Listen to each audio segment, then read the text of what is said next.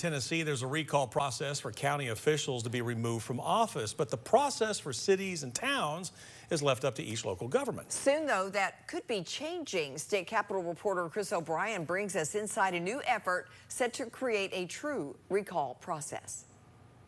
Recalls are incredibly rare in Tennessee. The last one that even came close to a vote was in Chattanooga in 2012, and even then, a judge ultimately prevented a vote from happening. Recalls should be very, very rare.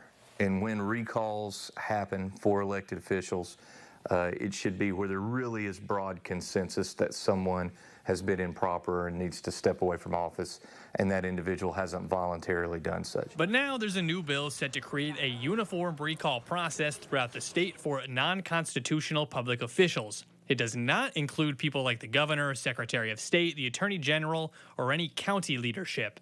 Instead, it would deal with city leadership or school boards. I don't know why we would exclude mayors from or legislators from the same accountability that you're putting on everybody else. Calhoun Republican Senator Adam Lowe filed the bill, saying it was inspired back in his district. Back home, I've got a city council person right now that's lost a professional license, has been banned from local institutions, is facing some legal issues around inappropriate behavior.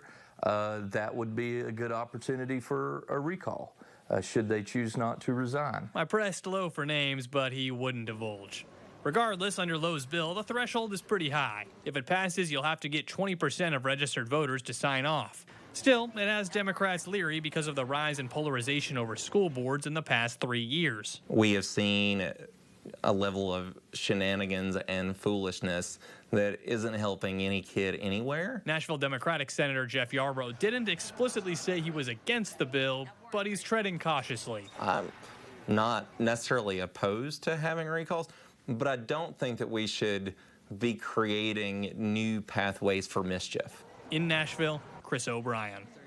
Yarbrough also touched on worries over potential abuse of the new law by political opponents, but Lowe says he intentionally made the threshold for a recall high in the hopes that a real consensus would be required for a removal vote.